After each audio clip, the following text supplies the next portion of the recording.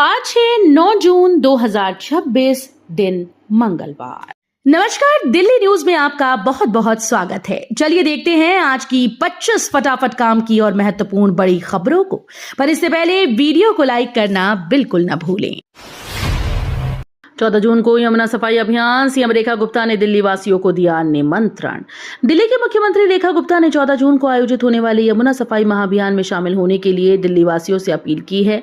इस विशेष अभियान के तहत यमुना घाटों और आसपास के क्षेत्रों की व्यापक सफाई की जाएगी। मुख्यमंत्री ने कहा कि यमुना को स्वच्छ और प्रदूषण मुक्त बनाने में जनता की भागीदारी बेहद महत्वपूर्ण है। अभियान में सैकड़ों सामाजिक संगठन और हजारों स्वयंसेवक हिस्सा लेंगे। सरकार इसे जन आंदोलन का स्वरूप देने की तैयारी में जुटी है। दिल्ली सरकार की दुर्गा योजना से खुलेंगे रोजगार के रास्ते, महिलाओं को मिलेगा गुलाबी ई ऑटो। दिल्ली सरकार ने महिलाओं और ट्रांसजेंडर समुदाय को आर्थिक रूप से सशक्त बनाने के लिए दुर्गा योजना की घोषणा की। इस योजना के तहत वर्ष 2026-27 में 1000 महिलाओं और 100 ट्रांसजेंडर व्यक्तियों को गुलाबी ई ऑटो के परमिट दिए जाएंगे। ई ऑटो खरीदने के लिए सब्सिडी और वाहन ऋण पर ब्याज में छूट भी मिलेगी। सरकार ने योजना के लिए 20 करोड़ रुपए का प्रावधान किया है। डीयू कर्मचारियों को राहत, शिक्षकों और स्टाफ के लिए सस्ता हुआ होम लोन। दिल्ली विश्वविद्यालय के शिक्षकों और कर्मचारियों के लिए बड़ी राहत की खबर है। विश्वविद्यालय प्रशासन ने हाउस बिल्डिंग लोन की ब्याज दरों में कटौती का फैसला लिया, जिससे घर खरीदना अब पहले के मुकाबले थोड़ा सस्ता हो जाएगा।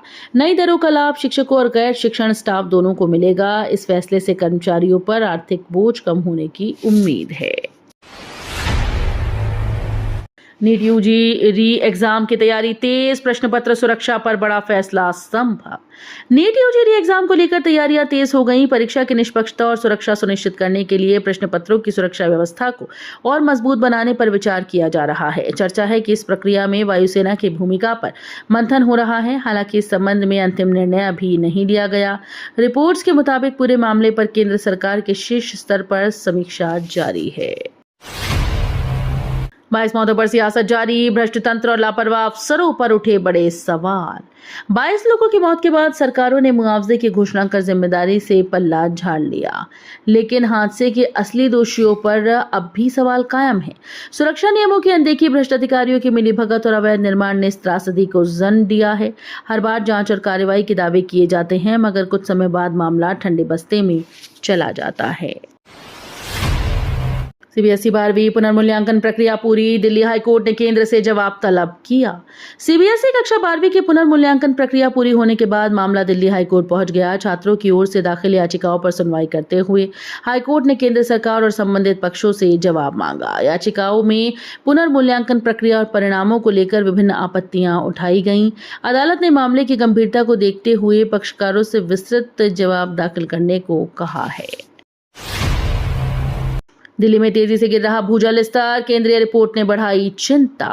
राष्ट्रीय राजधानी दिल्ली में भूजल का स्तर लगातार नीचे गिरता जा रहा है, जिससे जल संकट की आशंका बढ़ गई है। केंद्रीय भूजल प्राधिकरण की ताजा रिपोर्ट में कई इलाकों में भूजल के चिंताजनक स्तर तक गिरने का खुलासा हुआ। रिपोर्ट के अनुसार अनियंत्रित दोहन, बढ़ती आबादी और सीमित जल पुनर्भरण इसके प्रमुख कारण हैं। अवध ओझा ने कांग्रेस जनता पार्टी को दिए संगठन विस्तार और अनुशासन के मंत्र। शिक्षक और सामाजिक टिप्पणीकार अवध ओझा ने कांग्रेस जनता पार्टी को सफल होने के लिए कई सुझाव दिए। उन्होंने पार्टी कार्यकर्ताओं को अराजकता और हिंसा से दूर रहने की सलाह दी। ओझा ने कहा कि बड़े प्रदर्शनों की बजाय जंतर मंतर पर सीमित संख्या में लगभग 100 लोगों के साथ अनशन किया जाए। साथ ही उन्होंने संगठन को मजबूत बनाने के लिए देश भर के घरों पर पार्टी का झंडा लगाने और जनसंपर्क बढ़ाने पर जोर दिया। रामलला चढ़ावा चोरी के आरोप पर गरमाई राजनीति, संजय सिंह ने भाजपा को घेरा। अयोध्या में रामलला के चढ़ावे से 7 करोड़ रुपए की कथित चोरी के दावे को लेकर सियासत तेज हो गई है। आम आदमी पार्टी के नेता संजय सिंह ने भाजपा पर निशाना साधते हुए उसे चंदा चोर बताया और मामले की निष्पक्ष जांच की मांग की। वहीं भाजपा ने आरोपों को निराधार बताते हुए विपक्ष पर धार्मिक आस्था से जुड़े मुद्दे का राजनीतिकीकरण करने का आरोप लगाया। दिल्ली में स्मार्ट और डस्ट फ्री सड़कों का मिशन, रोड एसेट सिस्टम लागू। दिल्ली में विश्व स्तरीय सड़क बुनियादी ढांचे के निर्माण की दिशा में बड़ा कदम उठाया गया। सरकार ने सड़कों के डिजिटल रिकॉर्ड और बेहतर निगरानी के लिए रोड एसेट मैनेजमेंट सिस्टम लागू करने का फैसला किया। इस प्रणाली के जरिए सड़कों की स्थिति, मरम्मत, रखरखाव की जानकारी एकीकृत रूप से उपलब्ध होगी। साथ ही राजधानी को स्मार्ट और डस्ट फ्री बनाने के लिए विशेष अभियान भी शुरू किया गया। राजीव चौक का दबाव होगा कम, दिल्ली मेट्रो को मिलेगा नया ट्रिपल इंटरचेंज। दिल्ली मेट्रो यात्रियों के लिए बड़ी राहत की तैयारी कर रही है। दिल्ली मेट्रो रेल कॉर्पोरेशन राजधानी में एक नया ट्रिपल इंटरचेंज स्टेशन विकसित कर रहा है, जिससे व्यस्त राजीव चौक मेट्रो स्टेशन पर यात्रियों का दबाव कम होने की उम्मीद है।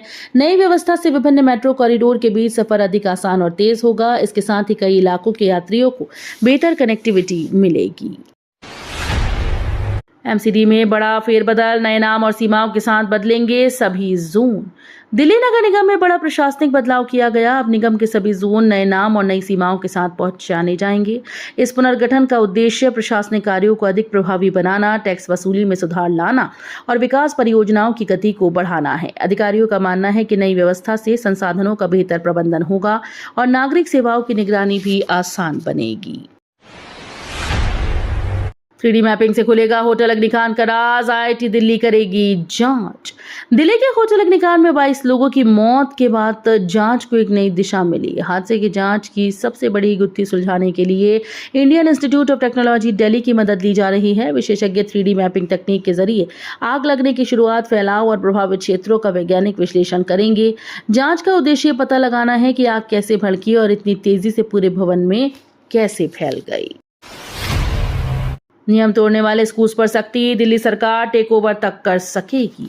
दिल्ली में निजी स्कूल्स की मनमानी पर अंकुश लगाने की तैयारी तेज हो गई। सरकार ऐसे स्कूल्स के खिलाफ कड़े कदम उठाने की योजना बना रही है जो नियमों का उल्लंघन करेंगे। प्रस्तावित प्रावधानों के तहत गंभीर अनियमितताएं पाए जाने पर सरकार संबंधित स्कूल का प्रशासन अपने हाथ में ले सकती है। इस कदम का उद्देश्य शिक्षा व्यवस्था में पारदर्शिता, जवाबदेही और छात्रों के हितों की रक्षा करना है। अवैध निर्माण पर सख्ती बढ़ी, सुप्रीम कोर्ट के निर्देशों के बाद तेज होगी कार्रवाई। दिल्ली में अवैध निर्माण के खिलाफ कार्रवाई को लेकर सख्ती बढ़ गई। म्युनिसिपल कॉर्पोरेशन ऑफ दिल्ली की कार्रवाई पर नजर रखते हुए सुप्रीम कोर्ट ऑफ इंडिया ने यह स्पष्ट निर्देश दिए कि नियमों का उल्लंघन करने वाले निर्माणों पर प्रभावी कार्रवाई सुनिश्चित की जाए। कोर्ट की सख्त टिप्पणी के बाद प्रशासनिक अमला सक्रिय हो गया है। अब अवैध निर्माण की पहचान, जांच और ध्वस्तीकरण अभियान में तेजी आने की संभावना है। महिला पत्रकार को राहत नहीं, मानहानि केस में खान सर समेत कई यूट्यूब शिक्षकों को नोटिस।